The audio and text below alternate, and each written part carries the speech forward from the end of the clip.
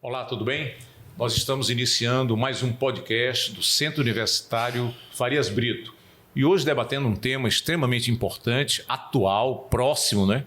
Que são as eleições municipais no Brasil. Trouxemos aqui para esse debate o Ricardo Alcântara, ele que é publicitário, trabalha com campanhas políticas há décadas. Eu não vou dizer aqui quanto tempo para não revelar a idade, mas muitos anos, né, Ricardo? Já foi assessor parlamentar, trabalhou também no Congresso. E trouxemos aqui o professor Fernando Negreiros, ele que é procurador da República, professor do curso de Direito aqui do Centro Universitário Farias Brito e procurador regional substituto, auxiliar. Ele vai estar muito próximo, né, com o procurador Samuel, trabalhando juntos aí nesse trabalho do Ministério Público, que é o trabalho de acompanhar eleições, fiscalizar, entrar com ação quando deve, enfim. Nós vamos conversar um pouco sobre a lei eleitoral, o que é que está ocorrendo, as infrações eleitorais, né, que ocorrem sempre nesse momento de campanha política. Muito bem, o Brasil ele tem 5.570 municípios. Né? De 2 em 2 anos nós temos eleição no Brasil. E a eleição municipal talvez seja aquela que tem mais capilaridade, né? Porque todo mundo se envolve, as forças políticas municipais, vereadores, enfim, os grupos políticos, todos os partidos políticos se envolvem. As convenções estão previstas para o período de 20 de julho a 5 de agosto. Então, esse programa ele vai ao ar na semana que vai ficar faltando 3 meses para as eleições. No entanto, eu queria fazer primeiro essa pergunta para o nosso professor Fernando. Fernando, nós estamos na pré-campanha, né? As convenções só vão acontecer nesse período, 20 de julho a 5 de agosto. No entanto, a gente já percebe que há muita campanha, que é vista como pré-campanha. Eu queria que você pudesse primeiro, até para os nossos internautas entenderem aqui, o que é uma campanha e o que é uma pré-campanha. O que é que pode agora? Por que já tem partido entrando com ação contra candidaturas, porque não estariam fazendo pré-campanha, sim, há campanhas eleitorais. Muito prazer ter você aqui, Fernando. Muito obrigado, vamos estar aqui, é um prazer. Na realidade, sobretudo em eleições municipais, isso é certo que aconteça, né? Hoje em dia, como é que está definido? Define-se o seguinte: essa propaganda, que até pouco tempo era considerada propaganda, veiculada antes do dia 16 de agosto, já seria irregular. Toda propaganda veiculada antes de 16 de agosto, seja por que meio for. Porque a partir de 16 é que a propaganda permitida. Começa a mesma propaganda, né? Legalmente. Houve uma mudança importante no entendimento do TSE, inclusive através de uma resolução 23.610, salvo engano, que diz que não se considera campanha eleitoral a menção às próprias qualidades, a referência ao fato de que vai ser candidato, desde, e essa é a chave, que não contenha pedido explícito de voto. Ok. Cria uma coisa sutil de interpretação, né? Não tem o pedido expresso de voto, então não é propaganda antecipada. Então é por isso que já se vê com essa frequência. Participação de programas, participação em debates. Reuniões, visitas. Isso. Dia 30 agora de junho, é uma data importante, porque dia 30, a partir do dia 30, candidatos que apresentem programas em rádio e TV já não podem mais apresentá-los. Perfeito. Os marcos do calendário eleitoral vão ser aos poucos pelo TSE. Perfeito. Então, o que nós estamos vendo é a pré-campanha, pode participar de reunião, pode dizer que vai ser candidato, mas não pode pedir voto. Não pode pedir voto. Ricardo, você que acompanha tantas campanhas políticas, sempre está envolvido em alguma campanha política, não deve ser fácil para o publicitário, para o marketing político, esses limites, né? Onde é que termina a pré-campanha, onde é que começa a campanha, como é que você vê isso qual é a análise que você faz desse processo? É assim mesmo? Tem que ser assim mesmo?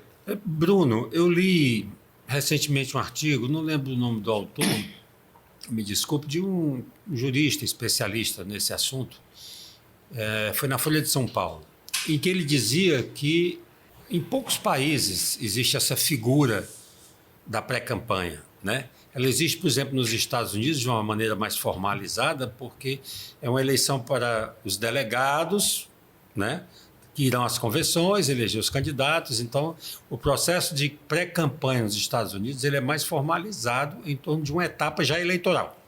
Né? Ele é pré-campanha, mas ele é campanha. Tá. Né? Nos outros países, de modo geral, não existe essa figura. O que é que acontece? No Brasil, numa intenção, acredito, virtuosa de controlar os privilégios e os excessos do poder econômico, se normalizou muito isso, né? Se normatizou muito isso. Né? E chegou-se ao ponto de que desse artificialismo, porque você pode tudo. Você só não pode dizer que é candidato. Né? O Lula até ironizou na campanha dele, ele perdeu um pouquinho a paciência, né? Porque ele estava querendo logo fazer campanha. Isso, olha, eu não vou pedir voto porque a justiça não deixa, eu não vou dizer que sou candidato porque a justiça não deixa, mas eu quero dizer para vocês que eu estou disposto e tal, ela pediu. Né? Então, assim, é uma norma muito formal, né? Muito formal, que efetivamente ela não impede a existência da campanha em si, do ponto de vista do seu objetivo original. Claro, Fernando. O TSE não tinha como impedir você se desmoralizar. Não adianta você normatizar o assunto sabendo que vai ser violado. Então, acho que ele cede um pouco para flexibilizar a coisa. Tá, tudo bem, você pode fazer referência ao fato de que vai ser candidato, pode fazer referência às suas próprias qualidades, mas não pode impedir expresso de voto. Há uma certa hipocrisia da coisa, mas é flexibilização mesmo, porque não tinha como conter. Como eu digo, há uma intenção virtuosa né, nesse processo. Né? E o advento das redes sociais, né, professor, criou uma dificuldade muito grande de controle sobre isso. Pronto. Como é que você pode estabelecer um limite rígido de não haver pré-campanhas, né? A mesma coisa, só estendendo um pouco aqui, diz respeito, por exemplo, à propaganda institucional de governo. Sim. Né? Quer dizer, você, Arthur Bruno, é prefeito e não pode fazer exposição excessiva da sua imagem nas peças de propaganda da prefeitura, porque fere o princípio da impessoalidade. Tá? Mas você pode ter suas redes sociais pessoais e ir lá divulgar o que quiser. Você vai nas redes sociais pessoais, no Instagram dos prefeitos do Ceará, por exemplo, você encontra um ilimitado uso da figura pessoal na propaganda dos feitos, das realizações da prefeitura. Perfeito. É muito difícil controlar isso hoje. No começo, simplesmente com a lei. Né? Tá claro. No começo, você começou a perceber o potencial da rede mundial de computadores, da internet na política. A primeira tentação, chamar assim mesmo, do TSE, foi de simplesmente proibir. Era como impedir o mar, impedir o oceano de avançar. Então resolveu-se também aí normatizar para não ser vencido pelos fatos. Então você cria certas regras, mas o fato é que vocês entendem bem mais do que eu desse aspecto. E eu tenho uma tese, uma ideia de que essa propaganda, hoje feita via internet, conduz progressivamente à irrelevância da propaganda na rádio e na TV. Quem mais que assiste? O grande conteúdo é divulgado na rede mundial de computadores. Claro. Assim, a propaganda de rádio e TV, sim, ainda tem um efeito, tal, e os partidos não querem perder os segundos que tem, mas a coisa mudou. Agora, Fernando, Ricardo, de qualquer maneira, os pré-candidatos... Mudou muito. Os pré-candidatos têm que tomar muito cuidado. Porque, vejam, nós vimos agora 2 deputados perderem o mandato, um deputado federal, Bismarck, um deputado estadual, Aldir Mota, porque apareceram numa postagem da prefeitura de Baturité no processo eleitoral. Então, numa inauguração em que o prefeito fazia agradecimentos aos deputados porque conseguiram recurso, e, no entanto, eles tinham ganhado por unanimidade aqui no TRE e perderam no TSE. Então, mesmo assim, não é preciso ter muito cuidado para que eles não percam o seu mandato. Você imagina se faz uma campanha para programa, se faz um grande planejamento, faz um investimento ali e perde por causa de uma bobagem dessa, que um outro, nem ele, não foi nem o deputado. Então tem que estar muito atento e cuidadoso com isso. Né? Mas eu queria aproveitar essa... A lei existe e o tribunal está aberto, em pleno funcionamento. Pronto. E hoje a Justiça Eleitoral está se preparando aí, inclusive tecnologicamente, para acompanhar. Então, os candidatos têm que cumprir a lei. Sim. Tenham cuidado. A fiscalização do Ministério Público é bem rígida nesse aspecto. Né? Tá? Todos os promotores eleitorais são instruídos a atuar dessa forma, a Procuradoria aqui. E Porque a gente recorda o tempo passado, o caos que era, inclusive propaganda. As ruas fechadas, os postes. Verdade. Shows milionários. Não, melhorou, né? Acho que melhorou, houve um avanço. É uma evolução. Sem dúvida. Ricardo, mas eu queria aprofundar um pouco isso que o nosso procurador Fernando levantou aqui. A gente viu que naquela campanha de 2018, campanha presidencial, a candidatura Bolsonaro tinha pouco tempo de rádio e televisão. Né? E, por exemplo, Geraldo Alckmin, ex-governador de São Paulo, tinha vários partidos apoiando, tinha um tempo enorme de rádio e televisão. Né? O Haddad, que era o candidato do PT, tinha um tempo razoável, né? Não era tão grande como... E a vitória foi do Bolsonaro, e uma das razões que se justificou é que ele tinha muita internet, tinha muitas redes sociais e trabalhou muito bem isso. É isso, quer dizer, hoje as redes sociais elas estão mais fortes do que o rádio e televisão, que são sistemas, digamos assim, mais tradicionais de comunicação de campanha? Estão. Né? Pelo menos, digamos assim, esse poder está mais compartilhado. Né? Existe um arsenal mais diversificado. Né? Os programas de propaganda política, com horário fixo de televisão, eles têm uma audiência muito baixa. Mas eles são estrategicamente muito importantes porque eles são assistidos por formadores de opinião nos seus núcleos de convivência familiar, de trabalho. Então é importante cuidar muito bem disso, mas é importante saber que a audiência desses programas é desse perfil de público. E aproveitar esse espaço para trabalhar com mais densidade, fornecendo argumentos de defesa mais consistentes para os candidatos. Estou dando de graça aqui a única coisa que eu tenho para vender. Mas os breaks, aqueles comerciais, como a gente chama, aquelas inserções de 30 segundos nos breaks comerciais, são muito fortes. São muito fortes. Ninguém pode nunca subestimar um break de um jornal nacional. Uma propaganda no intervalo comercial do Jornal Nacional nunca é irrelevante. Agora, veja bem, sobre esse assunto que você tocou do Bolsonaro, do tempo, né, de televisão e o potencial disso na vitória dele. Esse fenômeno, Arthur, ele antecede a internet. Se você lembrar bem, já na primeira eleição presidencial que nós tivemos em 89, sim, o candidato vitorioso, Fernando Collor de Mello, fez uma campanha de primeiro turno com um tempo muito pequeno de televisão. Verdade. Ele não tinha nenhum partido real PRN apoiando. na época, né? Era um PRN com PTR, com 3, 4, 5 siglazinhas. E naquela época o PFL com o Aureliano Chaves e o MDB com o Ulisses Guimarães dominavam 60% ou 70% do tempo eleitoral. Verdade. Não é verdade? E ele se elegeu.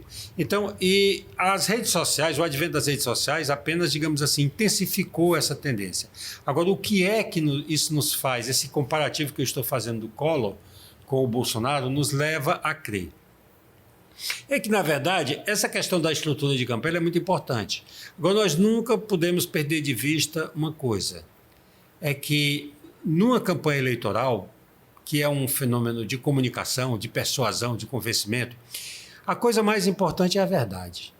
Não a verdade metafísica absoluta, mas uma verdade, a verdade do seu tempo. Se você observar todas as eleições presidenciais, eu cito as presidenciais apenas porque há um conhecimento comum sobre elas. Se você ver todas as campanhas presidenciais que existem no Brasil, todos os vencedores tinham um forte fundamento para se eleger. Naquele momento, naquela eleição, né? Aquilo que ele falava era forte. Aquela era a verdade. Aquela era a verdade daquele momento. Por exemplo, os candidatos mais fortes na eleição de 89 eram todos candidatos que propunham reformas. Collor era um reformista. Isso. No modo liberal. Lula e Brizola também. Perfeito. Não é verdade? Perfeito. E naquele momento o Ulisses Guimarães acreditou que podia se eleger com o legado de toda a luta contra a ditadura. E naquele momento, a verdade daquele momento não era mais essa. Era assim, e agora? Né? E se a gente for ver eleição por eleição, do Fernando Henrique, do Lula e todas, inclusive a do Bolsonaro, elas representaram uma verdade num determinado momento. No caso do Bolsonaro, foi um desmoronamento, né, da credibilidade moral da classe política, basicamente. Né? E ele injetou nisso também uma mensagem relativa à insegurança. Questões da segurança pública e tudo, que também é um assunto crescente. E continua, né? E continua, né? Porque o crime organizado está agora numa nova fase, se apoderando das estruturas dos mecanismos públicos. Isso é muito sério, né? Então é isso. Tá. Acho também que em Pois não, 18, como agora em 22, tem um outro fator que é o fator religioso. É um tema sensível, é claro, Muito mas é um fator que não se pode ignorar de forma nenhuma. Isso. Chegou-se a cogitar da figura, doutrinariamente, o TSE não elaborou isso, do abuso de poder religioso. Chegou-se a pensar nisso. Ao abuso de poder econômico, ao abuso de poder político e, por que não, abuso de poder religioso. Mas o tema é sensível demais e difícil de medir, né? Até onde vai a religião, até onde vai a política, divisar, né? Porque a quantidade de templos e igrejas nesse país é, obviamente, imensa. Frequentados e com pastores e padres fazendo campanha. Isso. Pró ou contra. Enfim, isso tem uma força muito grande. Tem sim, É e é uma força orgânica, porque ela tem causa. Verdade. Mas eu queria fazer aqui uma pergunta para os dois. Ricardo, você e Fernando também, que acompanha as eleições há muito tempo, sempre se diz o seguinte: eleição para governo do Estado, para a presidência da República, Congresso, Assembleia Legislativa, são eleições mais gerais, de grandes temas nacionais, não é? Grandes bandeiras. Claro, questões administrativas também é verdade, né? E levando em consideração o que você falou, qual é a bandeira do momento, né? E se diz muito que as eleições municipais são eleições voltadas para o dia a dia da cidade, o cotidiano, a gestão, né? As coisas mais comezinhas assim, do dia a dia da cidade e tal. Será que nessa eleição vai ocorrer assim? Porque, veja, será que aquela polarização que aconteceu em 2018, que levou Bolsonaro e Haddad para o segundo turno. 2022, de novo, PT, Lula e Bolsonaro, Lula eleito, Bolsonaro não se reelegeu. Eleição polarizada. Se achava que essa eleição não ia ser tão polarizada assim. Nós vamos ter uma polarização novamente, quer dizer, vai acontecer isso, e os candidatos que não estão nem com Bolsonaro nem com Lula terão chances. Eu queria entender um pouco o que é que vocês imaginam que vai ocorrer daqui a 3 meses, no dia 6 de outubro. Observador, Pois não, Fernando, por favor. Que de fato observo, como eu disse, desde 84, a minha primeira eleição como promotor de justiça eleitoral. Foi uma eleição municipal em Brejo Santo, onde eu era promotor. E de lá para cá, tenho visto com frequência, fui procurador eleitoral, mas o que eu vejo? Eu vejo que persiste essa polarização na família, na sociedade, eu vejo em sala de aula, eu vejo na minha própria família, eu vejo entre os grupos de amigos. Eu não creio que vai ser desconsiderado, não. Eu acho que estar ou não estar ao lado de Bolsonaro ou de Lula vai fazer para o candidato, creio eu, na minha ideia. Sobretudo nas eleições para prefeito. Vereador já nem digo tanto, mas eu penso como observador, não conheço do tema que você conhece, nem como você, mas eu acho que, pelo que eu vejo a persistência dentro da sala de aula, da sociedade, na família, dessa divisão, eu acho que sim. O que é que tu acha, Ricardo? Concordo. Eu acho assim, essa polarização, ela é muito forte, e vou retomar a minha última fala, porque ela é uma polarização entre grupos que têm manifestação orgânica. Existem causas. Sim. Qualquer pessoa que estude preliminarmente essa situação é capaz de descrever pelo qual luta cada um desses setores, basicamente. A ultradireita ela tem uma causa, algumas, né? Ela tem algumas. Então, essa polarização ela é muito forte nesse sentido, e também porque a derrocada do PSDB abriu um fosso no centro. É o grande partido de centro do Brasil. Foi um grande partido de centro programático. Tinha um programa. Né? E líderes, né? Era um programa, e líderes importantes, de expressão, de consistência. E a gente pode definir facilmente a ideologia daquele movimento. Era um movimento do social-liberalismo. Né? Um liberalismo aplicado a um partido de alta concentração de renda e grande massa de pobreza. Isso. É mais ou menos esse o desenho. Hoje você não tem isso, né? Tem um centro muito fisiológico. Agora, é preciso a gente entender, contextualizar a polarização. Ela é real, é evidente, está em todo canto, basta ligar o WhatsApp para você ver as brigas das famílias, nos grupos de amigos. É uma coisa nova no Brasil. Eu quero saber o esforço que eu fiz em sala de aula eleitoral para me manter neutro, mesmo no estudo de casos concretos. Tá? Perfeito. Os alunos, eu via a atenção no ar. Exatamente. Se você viu em sala de aula, eu vejo isso todo dia em redes, em grupos, nessas bolhas. Bom, agora é preciso a gente contextualizar isso. A polarização, a influência dela nessa eleição, ela é uma influência potencial. Potencial. Mas com um nível de influência mais relativo, comparativamente à eleição presidencial e para governador. Cito o governador porque a campanha para o governo do Estado, ela é uma campanha casada, é uma campanha presidencial. Então, ela está dentro daquela mesma temperatura e daquelas mesmas bandeiras e motivações. Então, ela sofreu uma influência da polarização muito forte. Para prefeito, eu acho um pouco diferente, por 2 motivos. E o principal deles é que o eleitor vota para prefeito com base em fatores mais tangíveis, né? É a drenagem, é o pavimento, é o lixo, é o transporte, é a moradia, né? São questões que afetam o dia a dia dele de uma maneira mais concreta. Então, isso exerce um peso. Outra coisa, por que eu digo que a polarização existe, ela é potencial, né? Justificando isso? Porque onde nós tivermos prefeitos bem avaliados em processo de reeleição, a polarização terá um peso muito menor. Muito menor. Mas em cidades, e aqui em Fortaleza talvez seja o caso, onde você tem um prefeito mal avaliado, indo para reeleição, e ele sendo um prefeito pouco identificado com a direita e menos com a esquerda, já foi mais? Né? Então, a tendência aqui em Fortaleza é a polarização, por exemplo, tomando apenas o caso de Fortaleza como exemplo. E essa polarização se manifestar com mais força. Mas não será assim em todo canto, principalmente nas cidades de menor porte. Entendi. Você acha que uma coisa que eu já vi também em análise política é o seguinte: a primeira pergunta que tem que se fazer é o seguinte: quer mudança ou não quer? Quer continuar do jeito que as coisas estão ocorrendo ou você quer mudança? Essa é a primeira pergunta. A partir daí, que tipo de mudança ou que candidato representa a melhor mudança? É isso, Ricardo? É isso. Que se trabalha? É exatamente. É assim? Exatamente. Ou seja, não há muro.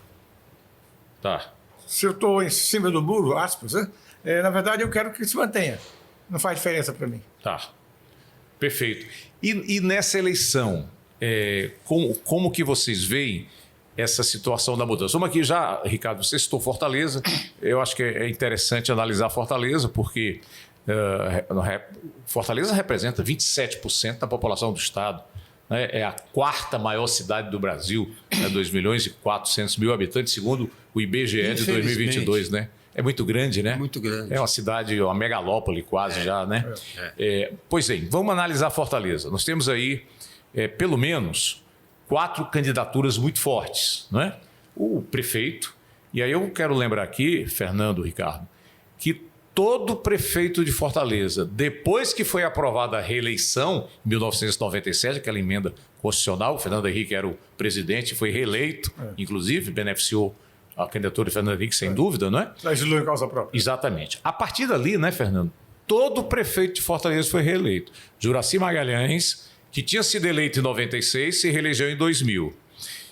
Aí houve a mudança, ele não podia, a reeleição só pode uma vez, né? 2004, houve a mudança, Luiziane foi eleita e reeleita em primeiro turno em 2008. Em 2012, já foi o Roberto Cláudio contra o candidato da Luiziane, que era o atual governador, Eumano de Freitas. Sim. Ele foi eleito, não é? Em 2012 e se reelegeu em 2016. E em 2020, elegeu-se o Sarto, candidato do Roberto Cláudio. Nessa tendência, Ricardo, não é? O Sarto teria uma boa chance, porque digamos assim, já é quase uma tradição na cidade, reeleger o prefeito, não é? Então, isso é uma tradição, digamos assim, é uma linha de pensamento. Eu acho que ele é forte, porque tem a máquina, a maioria dos vereadores, e tem esse histórico de reeleição em Fortaleza. Tem o Sarto. Nós temos aí o Evandro Leitão, é o candidato do PT, que é um partido forte, né, com ideologia, de militância, né, e tem aí o apoio do governador de estado, o Eumano, apoio do Lula, e me parece que é uma candidatura que nós temos que admitir que é uma candidatura forte, com muito tempo de televisão e rádio, com 12 a 14 partidos, estão se formando ainda essas coligações, mas será a maior coligação, e isso ninguém tem dúvida, em termos de inclusive tempo de rádio e TV. Temos aí a candidatura do capitão Wagner, que é uma candidatura muito forte, porque ele já vai para a 4ª eleição majoritária. Vamos lembrar que ele foi para segundo turno em 3 eleições. Sim. E na eleição para governador ele ganhou em Fortaleza, ganhou do Elmano em Fortaleza. Então, me parece que é uma candidatura consolidada, já tem muita experiência. Ganhou né? em Fortaleza de um governador que foi eleito em primeiro turno. Pois é, olha aí, ganhou do candidato Elmano, que era o candidato de Camilo, que tinha ganhado do primeiro turno na eleição passada. Não é pouca coisa essa votação do capitão Wagner. Nós temos aí o André Fernandes, que aí vem para aquela linha de raciocínio anterior que a gente estava, que é o candidato que representa o bolsonarismo. E goste-se ou não do Bolsonaro, tem que se reconhecer que ele é uma grande liderança, talvez depois do Lula, a maior liderança do país. Com né? certeza. Ele consegue convergir muita gente e tal. Então nós temos essas 4, se vocês falar do senador Eduardo, que é um senador, de qualquer maneira, é uma projeção nacional e tal, e outras candidaturas, me parece que vão ser 7 candidaturas nessa eleição. Então, como é que, Ricardo, você, publicitário, que trabalha com tantas campanhas, como é que você está vendo essa disputa em Fortaleza? Como é que você acha que... Quem vai para segundo turno? Pois é, Bruno. Quem está vendo muita coisa está mal informado. Né? O que você tem diante dos olhos aí é um nevoeiro. É o nevoeiro. Né? É difícil, porque exatamente como você falou, quando você tem um prefeito que está com avaliação negativa maior, como é o caso do Sarto, se abre um espaço, né, para manifestação mais forte de outras candidaturas, e aí se gera esse quadro de incerteza. Né?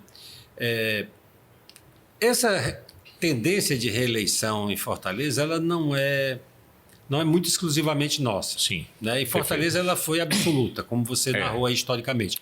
Mas ela é frequente nas capitais, pelo menos desse nosso porte, para menos. Perfeito. Por quê? Porque são cidades onde a estrutura fala muito alto. Né? A estrutura política, essa que você citou, tem a Câmara dos Vereadores, tem essa capilaridade dessas lideranças, mas também a capacidade de ação do poder público, efetivamente, mesmo com aportes físicos, de beneficiar nos bairros e tal. Você acompanha isso há muito tempo e sabe disso. Então, é muito difícil tirar um prefeito de um segundo turno. Pois não, Fernando? Pois não. Porque tem um paradoxo aí, que foi criado pela própria legislação que introduziu a reeleição. Enquanto o presidente, o governador, o prefeito, ou seja, o titular do executivo, concorre à reeleição no cargo e, portanto, dispondo de todo o poder ainda, um secretário dele tem que se desincompatibilizar. 4 meses antes. Isso. O secretário se desincompatibiliza, o ministro se desincompatibiliza, né? Mas o próprio titular do executivo permanece no cargo. Em campanha permanente até a eleição, né, Fernando? Não há como impedir, ele não tem como, nesse momento, a Justiça Federal separar o que é o governador e o político do político. De fato, bem lembrado. Perfeito. É um paradoxo. É um paradoxo. Era o fato de Fernando Henrique querer se beneficiar, né, legislou em causa própria para a reeleição e permanecendo no exercício durante a campanha. Só pode pedir voto à noite. Porque durante o dia ele está em trabalho, em lançando programa, projeto. Supostamente ele só teria que pedir voto à noite. Né? É um negócio estranho, realmente. É isso. Olha, Bruno, é muito difícil hoje você fazer qualquer tipo de prognóstico, porque outro dia eu dizia para um assessor de um dos candidatos a prefeitos, como é que estão as coisas aí? Ele disse, rapaz, eu digo, olha, eu tenho uma boa notícia para você. Ele disse, qual é? Todos os candidatos têm problemas, não é só o seu. Então, se alimente dessa constatação e acredite e vá em frente que as coisas podem dar certo. Né? Existem algumas nebulosas, algumas incertezas. Por exemplo, a candidatura do André Fernandes, ele aglutina esses setores mais radicais, mais identificados com o bolsonarismo. Né? Subtraindo, logicamente, votos potenciais do capitão Wagner. Sim. Que faz o capitão Wagner? Vai em busca agora de um centro político mais moderado, tenta se reciclar nesse processo. Perfeito. De ser um candidato solteiro em relação a isso aí. Ele vai conseguir avançar no centro? Essa é uma dúvida. É uma dúvida. Nós não sabemos ainda. Né? O Evandro Leitão é um bom candidato, presidente da Assembleia, deputado, enfim. Uma pessoa muito atuante, pessoa simpática, de bom trato. Me parece que com pouca rejeição, né, Ricardo, hoje, né? Por ser até desconhecido também, não é? Isso favorece, né? Apoiado por Lula, apoiado por Elmano, por Camilo. O presidente Lula hoje, e mais o governador Elmano principalmente, não tem hoje em Fortaleza a força áurea que o Lula tinha antigamente. Verdade. O Lula 1.3 não é o Lula 1.1 nem o Lula 1.2. Perfeito. Né? E o próprio Elmano está no início de governo. Início de governo, pegou uma situação apertada de orçamento nesse primeiro ano de governo, está agora começando a... E acossado por esse problema de segurança, que é um problema muito sério. Então, o Evandro é um candidato de força, mas de forças que, eleitoralmente, do ponto de vista direto, já não são tão contundentes. Mas, de qualquer maneira, Bruno, eu sempre penso assim, eu olho para o cartaz do candidato. Eu acho que já conversei com você sobre isso. Hoje não é mais o cartaz, é o banner na internet. Né? E um candidato em Fortaleza que posa ao lado do Camilo, do governador de estado e do presidente da República, ele tem a expressão do projeto. Né? Ele tem a expressão do projeto. E é um candidato forte. Eu posso fazer uma pergunta? Pois não, Fernando. Pode. O perfil do nosso eleitorado, né? Do nosso eleitor. Esse eleitor não é um eleitor ideológico. Né? Sim. O fator futebol aí, me refiro à rejeição por parte da torcida do Fortaleza ou da própria torcida do Ceará. No caso do Ceará, não conseguir resultado positivo. Eles temem isso, eu vi em conversa com pessoas. Faz sentido, sim. Eles têm algum receio do desempenho do Ceará nesse... Eu tenho analisado e tenho discutido bastante. E você está falando aqui com 2 torcedores do Ceará, viu? E aqui está falando do torcedor do Fortaleza. Outro dia eu estava comentando com um amigo sobre esse assunto, ele disse, mas era o Fábio Campos, jornalista, disse, cara, ele fez uma ponderação, claro, disse, cara, mas essa coisa do futebol nunca influenciou a eleição em Fortaleza. Eu digo, também nunca um dirigente de futebol foi candidato a prefeito. Então nós temos uma situação nova, né, e que nós ainda não sabemos como isso vai influir, né, porque é um caso novo, é um fato novo em Fortaleza, nós não conhecemos e não sabemos prognosticar com segurança nada, né? Mas eu gostaria de lembrar aqui o nosso amigo torcedor do Fortaleza, que o time dele, por sinal, vai muito bem, parabéns, que os dados ainda estão rolando e o Ceará ainda pode dar ao Evandro Leitão uma condição melhor. Falou agora o torcedor Ricardo Alcântara. O primeiro turno é dia 6, né? O segundo turno, eu acredito que vai ter, né? Dia 27. Pois bem, até lá... Já terá rodada suficiente da Série B para se saber se o Ceará consegue ou não. O destino já estará traçado. Vamos aguardar. Vai ser uma análise do torcedor. Fernando, você falou uma coisa agora importante, que eu queria colocar aqui nesse debate também. Está se rediscutindo a reeleição. Isso tem proposta no Congresso Nacional para acabar com a reeleição. Pela tua experiência, Fernando, qual é a tua avaliação que tu faz hoje da reeleição no Brasil? É uma coisa boa? Melhorou? É uma coisa... Ou é preciso acabar com a reeleição? Porque a reeleição começa ali na eleição de 98, né? Então nós temos aí menos de 30 anos de reeleição, essa experiência da reeleição. Lembrando que nos Estados Unidos é uma experiência já centenária, vários países do mundo já têm a reeleição. Alguns países até não tem nem limite para a reeleição. No caso aqui só pode ser uma vez, Estados Unidos só uma vez. Pela tua experiência de analista e trabalhando com a lei eleitoral, o que é que tu acha disso? Eu me lembro que a época da emenda para instituir a reeleição, um dos argumentos favoráveis, um dos argumentos dos que defendiam a reeleição era de que não haveria pior lugar para o candidato estar, sendo um mau governador, um mau presidente, do que concorrer. Porque se eu sou um mau governador e concorro à eleição, se eu sou um mau presidente, o eleitorado vai me rejeitar. Mas isso supõe um eleitorado esclarecido, politicamente esclarecido, o que não é o nosso caso. Tá? Então, eu acho que, em tese, juridicamente, não há problema nenhum com a reeleição.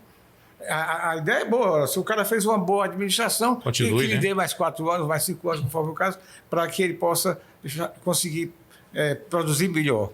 O problema é, como o eleitorado não tem ainda essa capacidade crítica de avaliar e de votar de acordo com o desempenho, vota por diversas outras circunstâncias.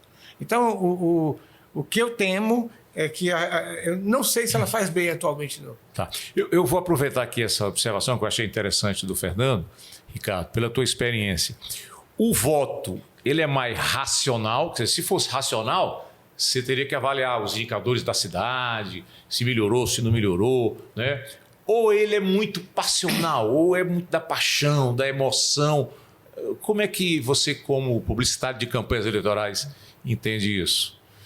Bruno, é tão difícil a gente mensurar isso, porque nós somos seres integrais, somos seres humanos, né? Sim. Nós separamos essas faculdades, né? A cognitiva, do sentimento, da emoção, mas a gente sente tudo junto, claro. né?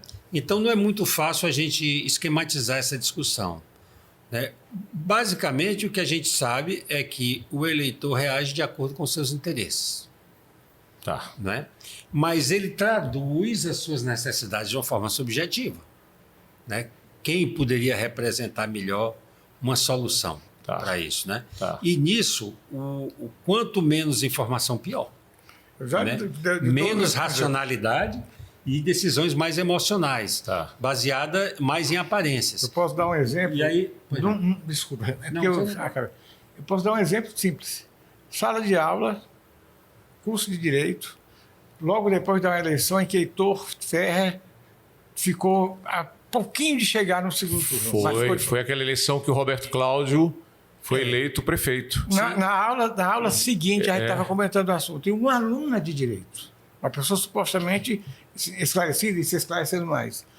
Se eu soubesse que ele tinha chance, eu teria votado nele. Eu não votei porque eu não queria perder meu voto.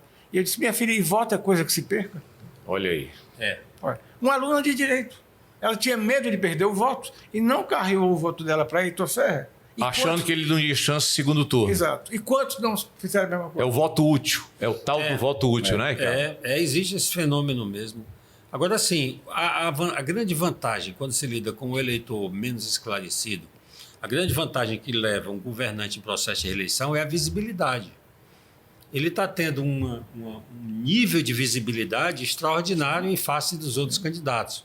Né? É muito mais fácil, por exemplo, para um prefeito, Zé Sarto, digamos hoje em Fortaleza, né? Criar um fato jornalístico que repercuta no rádio, na televisão, em qualquer lugar, porque ele tem o concreto na mão, né? A realização. Né? E para os candidatos que estão fora do poder, a criação de fatos é muito mais difícil. E o eleitor se deixa muito influenciar por isso. Ricardo, eu estou acompanhando essas últimas pesquisas aqui em Fortaleza e elas têm mostrado uma coisa interessante, que eu já vi em outras eleições, eu acho que você também. O José Sarto, ele está inaugurando obra todo dia. É direto na mídia, isso que você está dizendo. Ele tem iniciativa política, ele tem uma mídia grande, a gente vê muita propaganda. Todos os dias a inauguração de obra, lançamento de programa. É verdade que no começo do governo ele ficou muito ausente, e tal, mas nos últimos meses isso tem acontecido. Inclusive assim, de outubro para cá, principalmente. De outubro para cá, principalmente, né? De outubro do ano passado, né? Exato. Então, agora, as pesquisas mostram que a avaliação pessoal dele seria pior do que o governo. O governo não está tão mal avaliado assim, mas a imagem dele não acompanha a avaliação do seu governo. E você conhece bem essa história, porque eu vi isso no governo Lúcio Alcântara. Você trabalhou muito com o Lúcio, e me parece que o Lúcio tinha um pouco isso. Me lembro que a pesquisa do governo dele era de um governo bem avaliado, mas a imagem dele não acompanhava essa avaliação. Isso ocorre, Ricardo? Isso é comum acontecer? Ocorre, é uma questão de conduta. Né? Porque o governante ele tem uma conduta, ele é uma pessoa humana. Ele tem uma forma de se conduzir, né? De se relacionar. Né? Se comunicar, né? De se comunicar, né? E depende muito do modelo de comunicação também adotado. Né? No caso do Sarto, ele realmente se ausentou. Foi um pouco diferente do caso do Lúcio, porque no caso do Sarto ele se ausentou de fato. Diversos problemas dele levaram ele infelizmente, no momento crucial da vida dele, precisar se recolher para cuidar de determinados assuntos particulares que tornaram a presença dele na gestão menor e com grandes prejuízos para ele, principalmente para nós, né? Habitantes. Né? No caso do Lúcio Alcântara, foi mais um erro de estratégia de comunicação. Né? E aí é uma longa discussão, mas ali tem a sombra do tarcismo. Certo. Né? E a presença excessiva de agentes do tarcismo dentro do governo dele que não permitiram, de fato, que ele associasse o bom êxito do governo dele à imagem pessoal dele. Né? E por ser também uma pessoa, digamos assim, pouco aguda, né? Pouco agressiva, no bom sentido. Temperamento mais afável, mais brando, mais low profile mesmo. Né? Verdade. Isso também criou dificuldades. No caso do Sarto, eu acho que é muito essa ausência dele. Né? Por exemplo, eu ando muito de Uber, né? Aqui em Fortaleza eu estou sem carro. Né? Deixei meu carro lá em Portugal com a família. E eu converso muito, né? Tem esse vício de ouvir as pessoas, né? Que é coisa de publicitário político mesmo. E uma coisa que eu escuto com uma mais absoluta frequência é assim: eu sempre faço essa ponderação, não, mas agora ele está trabalhando, e as pessoas dizem, agora no eleitoral está trabalhando. Então ele, mesmo quando ele já faz sob o peso de uma leitura de oportunismo. Perfeito. Mas para ficar aqui no Sarto, até para a gente compreender melhor essa alternativa, né? Muita gente fala que existe um plano B. Se o Sarto não decolar até a convenção, porque a gente vê que ele está numa tentativa de reconstrução da imagem, né? E tornar o seu governo bem avaliado e a imagem dele melhorar, né? Mas aí tem esse prazo legal, né, Fernando? 20 de julho a 5 de agosto é a convenção. Então, ele pode levar isso aí até o dia 5 de agosto. Até o dia 15 de agosto tem que registrar a candidatura, né? Em tese, teria até uma outra possibilidade. Eles têm até 20 dias, o partido tem até... Partido, Federação, Coligação, tem até 20 dias antes do pleito para substituir candidato que renuncie. Perfeito. Então, interessante. 20 dias antes da eleição, do pleito. Esboça a campanha, vê como vai. Estou cogitando. Né? Isso já aconteceu e às vezes com sucesso em algumas candidaturas por aí. Pois é, aí complementando então, o plano B seria a candidatura de Roberto Cláudio, que foi um prefeito bem avaliado, governou 8 anos, e Sarto seria substituído por Roberto Cláudio. Isso dá certo? Quer dizer, isso daria mais chance da vitória para esse grupo político? Cola isso? Funciona isso? Apesar de vamos reconhecer que o Roberto Cláudio foi realmente um prefeito bem avaliado. Lembrando também que na eleição para governador ficou em terceiro lugar em Fortaleza, perdendo em primeiro lugar Capitão Wagner, em segundo lugar o Mano, e ele teve uma votação muito pequena em Fortaleza. O que é que tu acha, Ricardo? Isso pode funcionar, isso aí? Bom, em primeiro lugar, essa é a pior notícia que pode circular. A pior notícia política, do ponto de vista da perspectiva eleitoral, que pode circular hoje em Fortaleza é que o Roberto Cláudio pode ser candidato. O Sarto não pode ter uma notícia pior. Se sair uma notícia dizendo que tem envolvimento em licitação mal feita na Secretaria de Obras dele, não tem o peso do desgaste eleitoral que tem esse boato. Eu até digo, olha, pode não ser, mas a oposição devia aproveitar.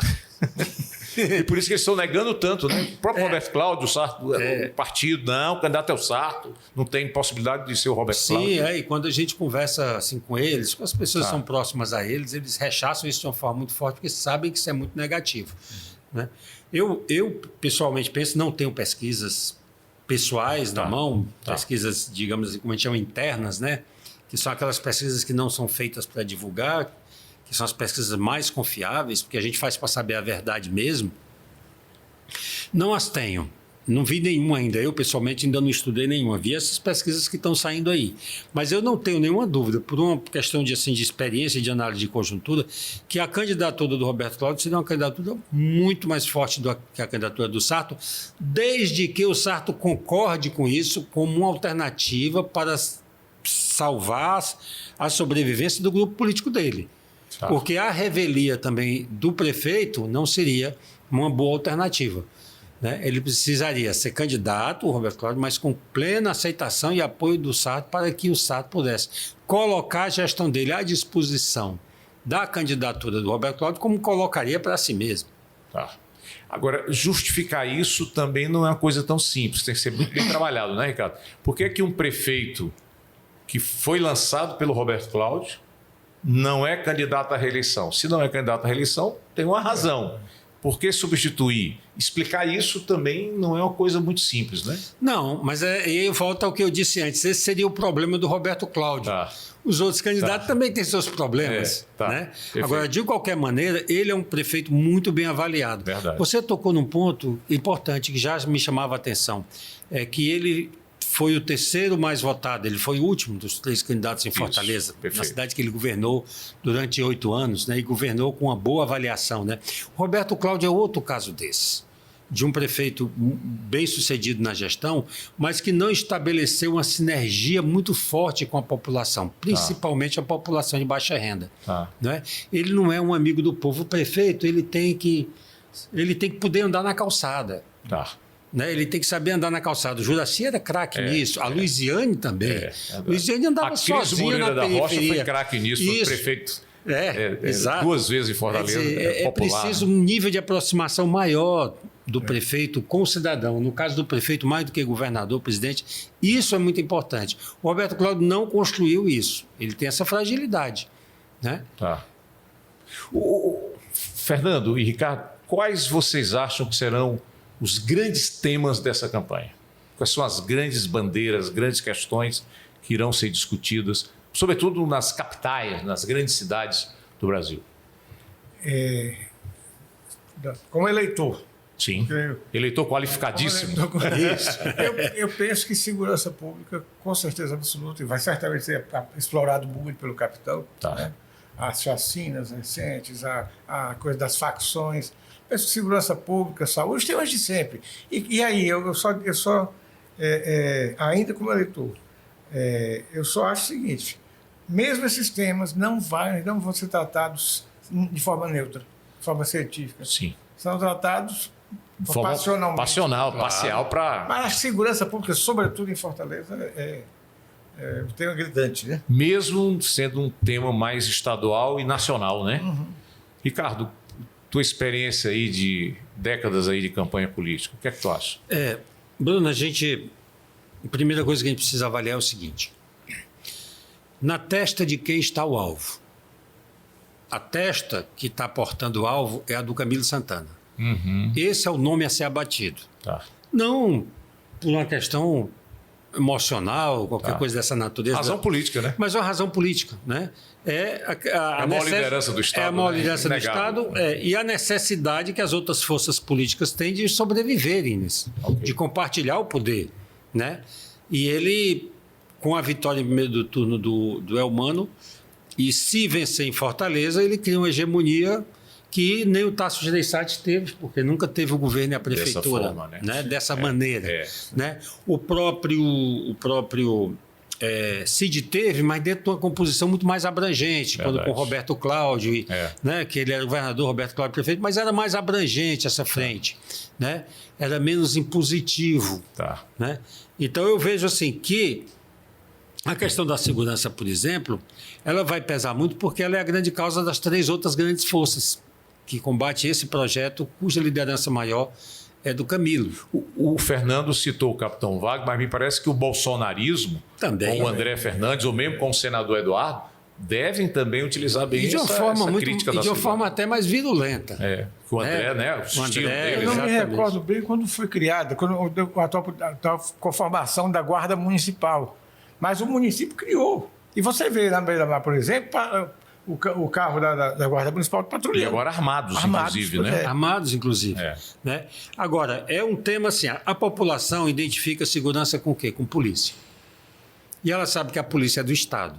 Então existe esse amortecedor nessa discussão. Tá. Tanto assim que todos esses candidatos que sempre fizeram de segurança a sua bandeira em Fortaleza, eles não ganharam. Moroni tem um histórico de derrotas, o capitão Wagner também já acumulou derrotas, porque chega um ponto em que esse tema sozinho não vira o jogo. Chega a verdade que você colocou no início do Exatamente. nosso debate. A verdade, tem que ter a verdade. Tem que ter a verdade. A verdade também está jogando. A verdade também está jogando. Também ela está no jogo. E ela é camisa 10. Ele é a camisa 10. Por exemplo, essa questão da taxa do lixo também vai ser muito mobilizado pelos outros 3 candidatos contra o prefeito. Porque ele cobra a taxa e os problemas permanecem. Perfeito. Então, são temas que eu acho que vão mobilizar mais. Agora, de uma maneira geral, como tema, assim, digamos assim, mais sistemático, eu acho que a questão da saúde é onde a coisa pega. Onde a dor é maior.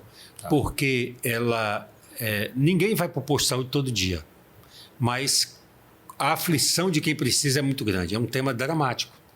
O tema da saúde é um tema dramático. Esperando uma cirurgia, sentindo dor, sabe o que é isso. Sabe o que é esperar uma cirurgia, sabe o que é chegar num posto de saúde e não ter o medicamento para hipertensão. Não ter o remédio. Você não tem um remédio para hipertensão, para quem é hipertenso. É um estresse profundo nele e em toda a família. Né? Então, essa questão é muito séria. Houve época, uma das atuações nossas, da MPF, em saúde, houve época em que eu tive que ter vários contatos com a Secretaria Municipal de Saúde e estadual também, a propósito de remédios de uso contínuo que faltavam nos postos. Chegamos a ajuizar ação para obrigar, para compelir o município a manter, porque a pessoa toma um remédio de uso contínuo, tá? E chega ao posto, depois para pegar o remédio e não encontra. E muitas reclamações. Amigos, eu vou aqui fazer uma pergunta final para cada um, a mesma pergunta para os dois, e eu entendo que é uma pergunta relevante e para a opinião de vocês. E aí eu vou perguntar como eleitores qualificados que os dois são.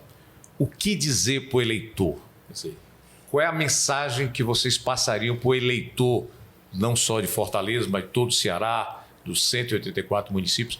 O que está atento nessa eleição? O que é que ele deve se apegar para fazer, para realizar aí um bom voto? Começar com o Ricardo. Rapaz, bom, em primeiro lugar, isso depende do candidato, né? Qual é a melhor mensagem para cada candidato? Porque você sabe disso muito bem, Bruno, que em política em comunicação política existe um conceito muito importante que é o conceito de aderência, né? Não basta que você diga a melhor mensagem, é preciso que você se identifique com ela, com a sua história, que tenha coerência, né? Que aquilo cola em você, e a prática, né? Aquilo cola em você, né? Então esse é um aspecto que tem que ser levado em conta na definição dessa resposta. Mas hoje, o que a cidade de Fortaleza, no caso, o sentimento da cidade de Fortaleza espera, é um prefeito presente, um prefeito que traga uma confiança de que ele vai cuidar das pessoas, cuidar da cidade. E cuidar olhando detalhadamente para tudo, obsessivamente dedicado a resolver os problemas que a cidade tem. Né? Que é a antítese do que a cidade está experimentando com o prefeito José Sarto. Né? E para o José Sarto fazer esse discurso é o mais difícil.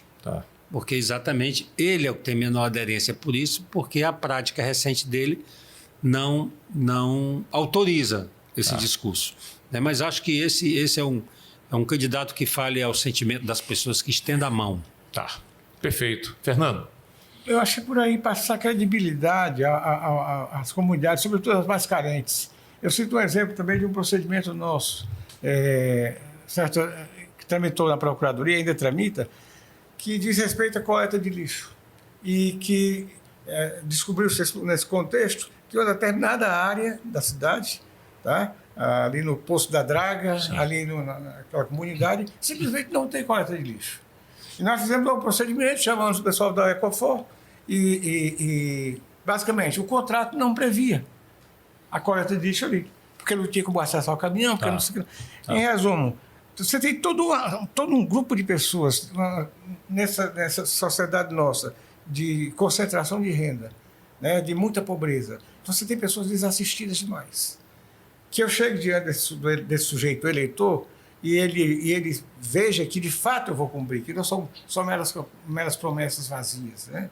Se promessa de campanha gerasse responsabilidade, mas não gera. Certa vez, alguns deles caem nessa tentação de enganar o eleitor, toscamente até, eu registrei minhas promessas em cartório, isso não vale nada. Isso é chamar o eleitor de tolo, além de tudo. A promessa de campanha descumprida não tem nenhum tipo de responsabilidade. Perfeito. Então, passar credibilidade. Perfeito. Lembrando aqui para encerrar que nós vimos recentemente a pesquisa do IBGE, a Fundação Getúlio Vargas analisou esses dados, que diz o seguinte: 50% da população cearense, o Ceará hoje está com 8,8 milhões de habitantes, portanto 4,4 milhões aproximadamente, são pessoas consideradas pobres. Quantos por cento, Bruno? Desculpa. 50%. E 10% de extrema pobreza, ou seja, tem 10% da população, e aí nós estamos falando de quase 1 milhão de pessoas, né? 900 mil pessoas, que o que ganham não dá nem para comer. Então é esse o estado que nós temos, é essa população que nós temos, e parece que qualquer candidato tem que se comprometer, sobretudo com esses, né? São aqueles que mais precisam. Bom, dessa maneira, eu quero aqui agradecer Ricardo Alcântara, publicitário, o Fernando Negreiros, procurador, professor do Centro Universitário Farias Brito. Foi muito interessante o nosso papo, o nosso debate. E na próxima semana nós voltaremos com mais um tema importante para o Ceará e para o Brasil. Grande abraço, boa semana para vocês.